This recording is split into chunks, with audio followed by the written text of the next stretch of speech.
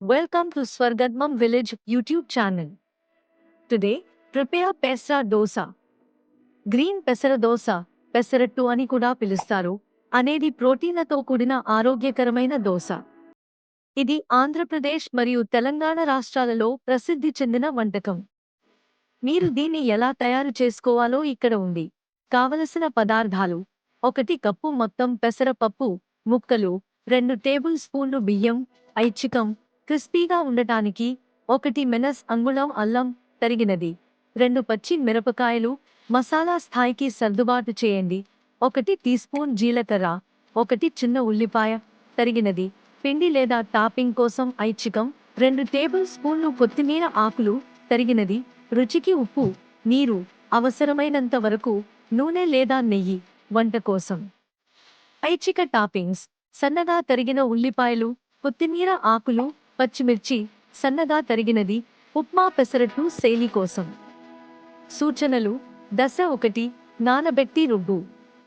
పచ్చి పప్పు మరియు బియ్యాన్ని కనీసం 4 నుంచి 6 వరకు గంటలు లేదా రాత్రిపూట కడిగి నానబెట్టండి. నీటిని తీసివేసి అల్లం, పచ్చిమిర్చి, జీలకర్ర, కొత్తిమీర మరియు ఉప్పుతో కలిపి మెత్తగా రుబ్బుకోండి. దోస పిండి స్థిరత్వం పొందడానికి అవసరమైనంత నీరు జోడించండి.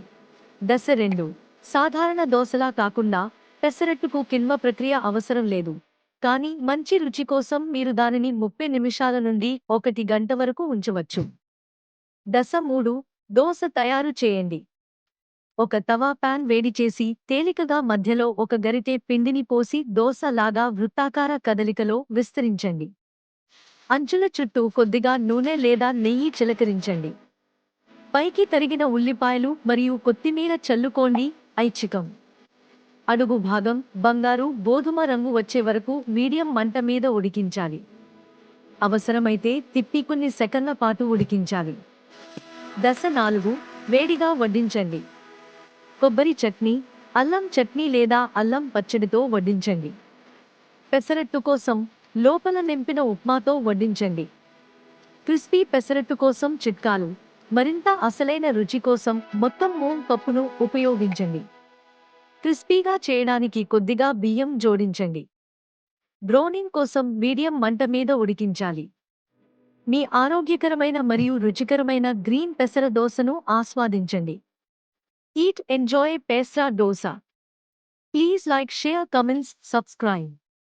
Swargadmam Village.